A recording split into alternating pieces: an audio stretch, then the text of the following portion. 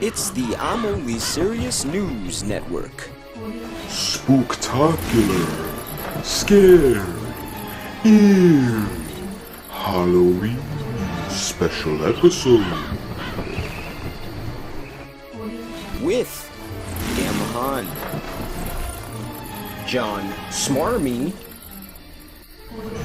Tim Eli, Tony Viejo, and Darren Martinez.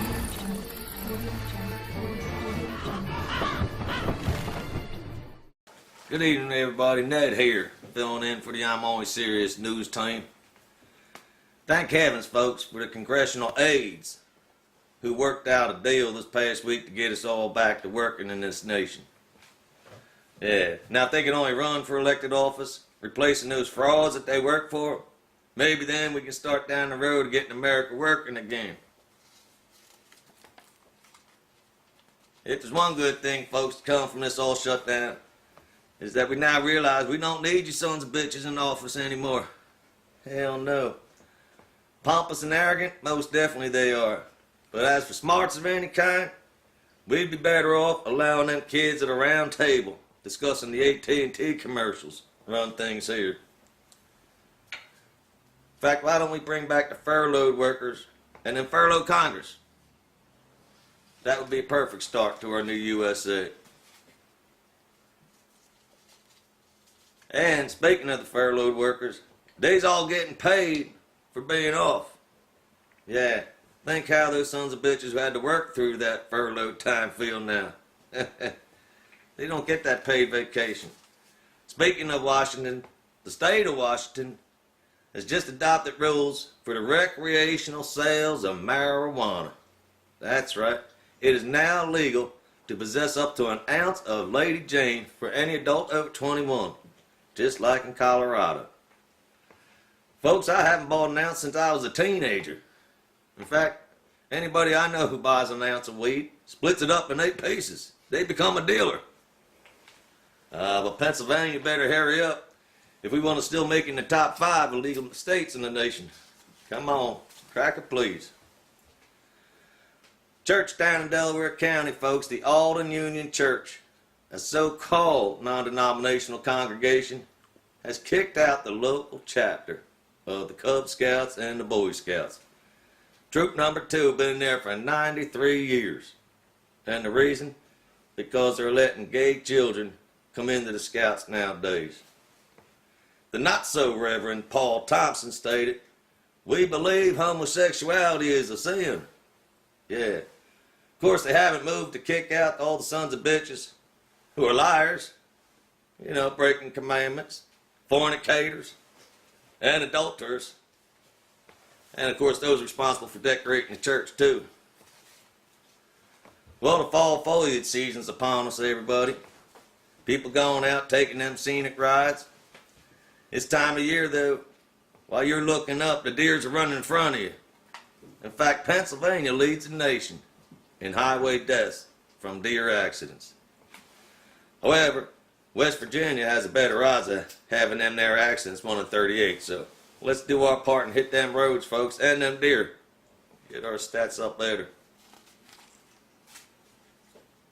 Well, in the obituaries, folks, this week, Hans Riegel died at the age of 90.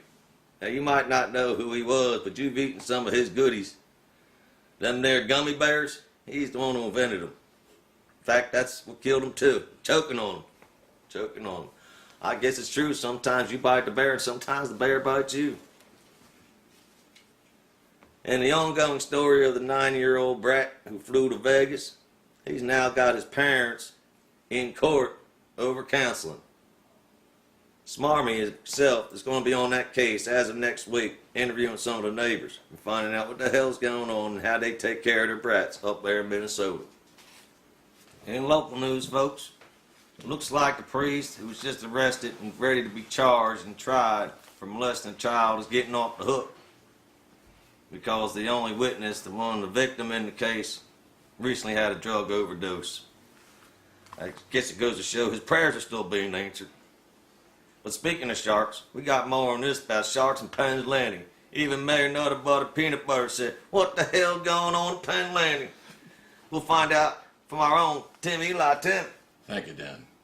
Recently, news station IOSN, responding to the reports of sharks off of Penn's Landing, offered me $3,000 to lead and report on the shark expedition. Well, you all know me. You know how I earn a living. I'll catch this bird for you, but it ain't gonna be easy. It's a bad fish. This shark, swallow you whole. A little shaken, a little tenderizing, down you go. Not like going down to the pond chasing bluegills and tommycats. We gotta act quick. We wanna get all this television station's ratings on a paying basis once again. But it's not gonna be pleasant. I value my neck a lot more than $3,000, Dan. I'll find him for $3, but I'll catch him and I'll kill him for $10. You gotta make up your mind. You want good ratings? Ante up. You wanna play it cheap? Be on welfare the whole winter. I don't want no volunteers. I don't want no mates. There's too many reporters at this station. $10,000 for me by myself. For that you get the head, the tail, the whole damn thing. Mr. Anchor, director, ladies and gentlemen. Well, thank you, Tim. Of course, it was $3, not $3,000. But I believe he said $10,000. Well, hell, here's a down payment.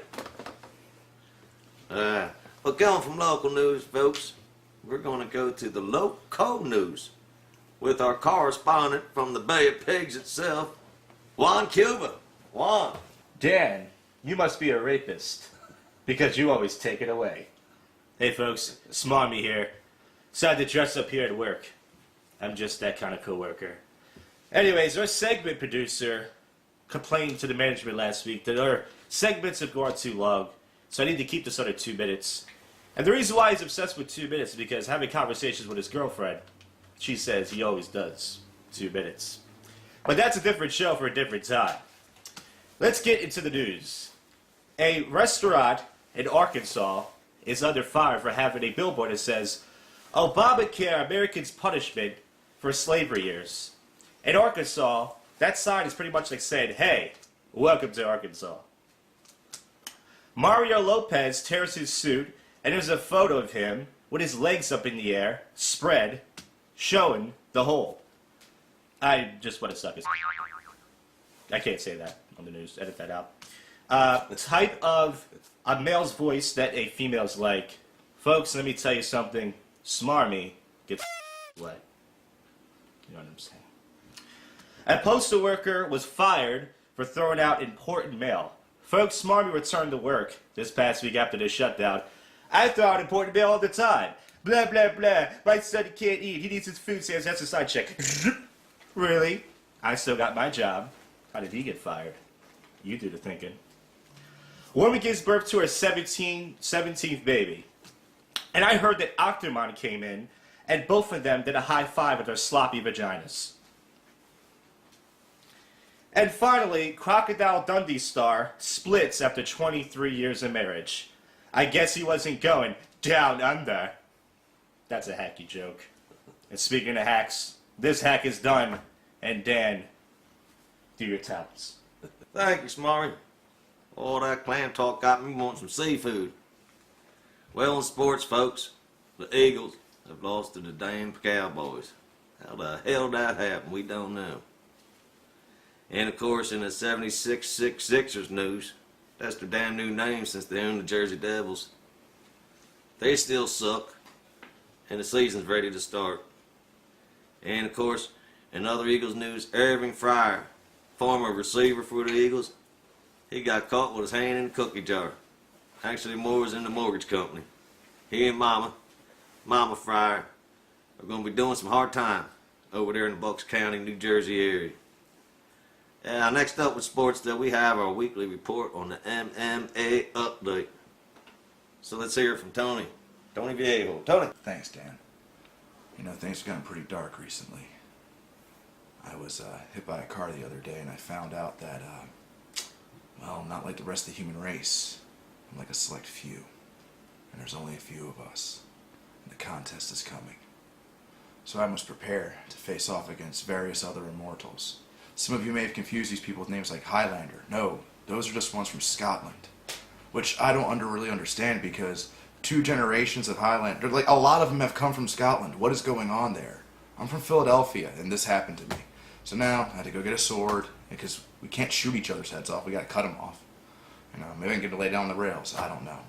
Or maybe I could just choke them out and squeeze hard enough and fucking pop their head off their head.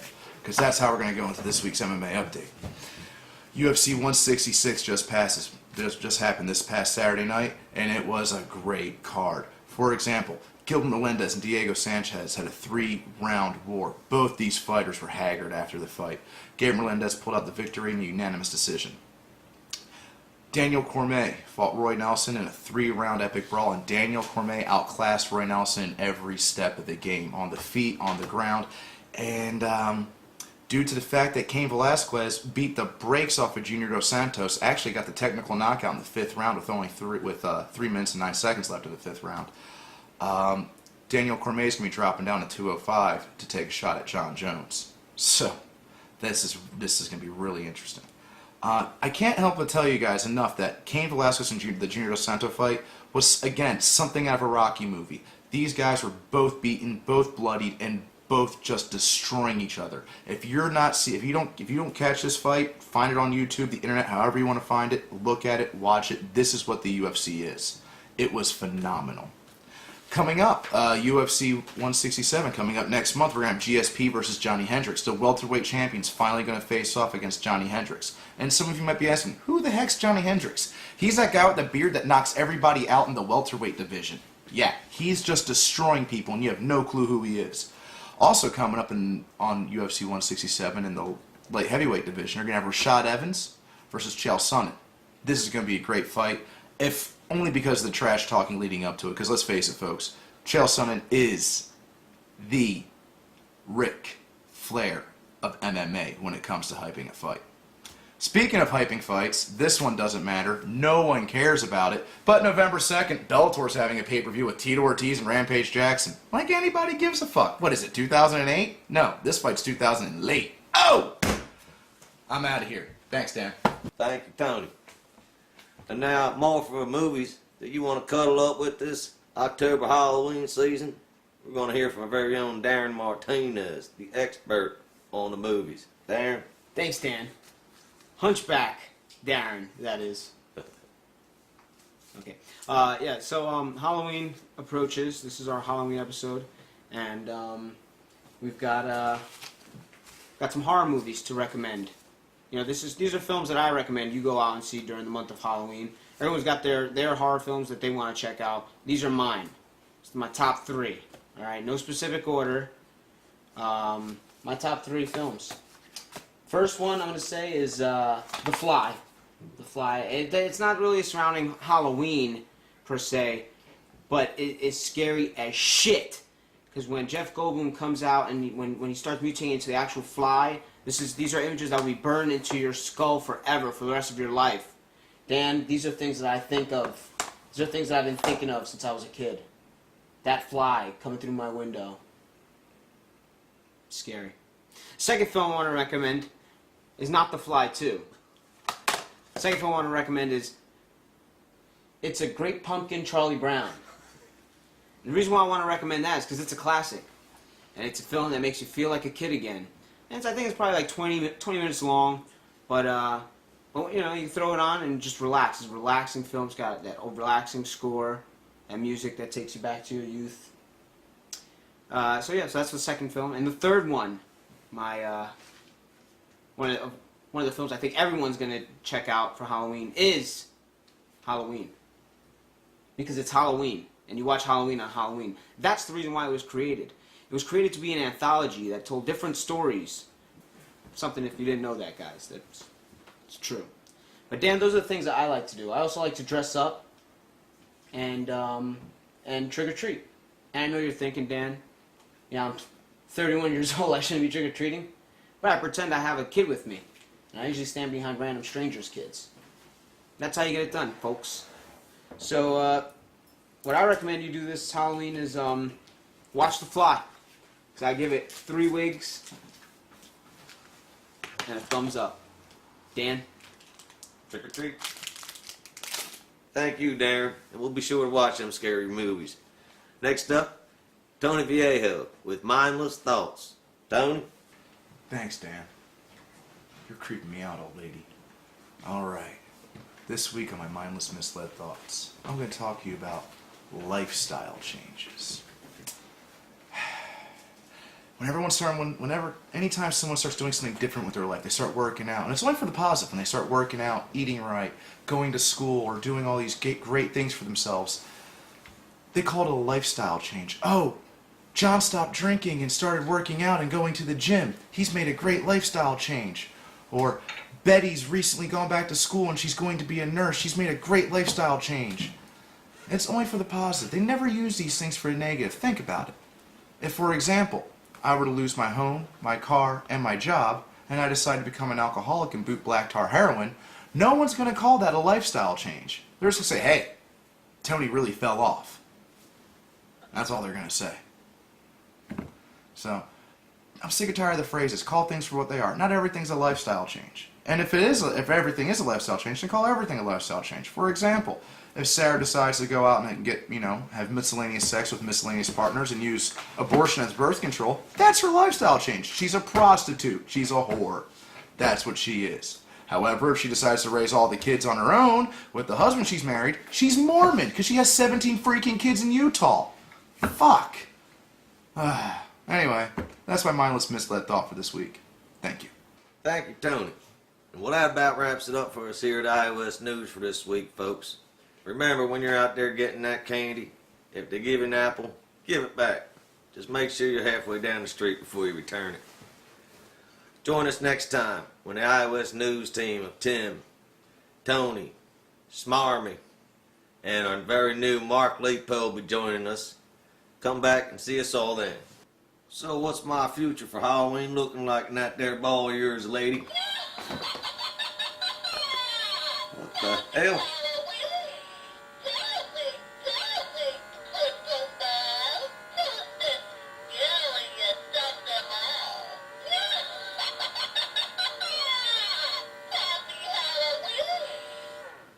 And happy Halloween to you.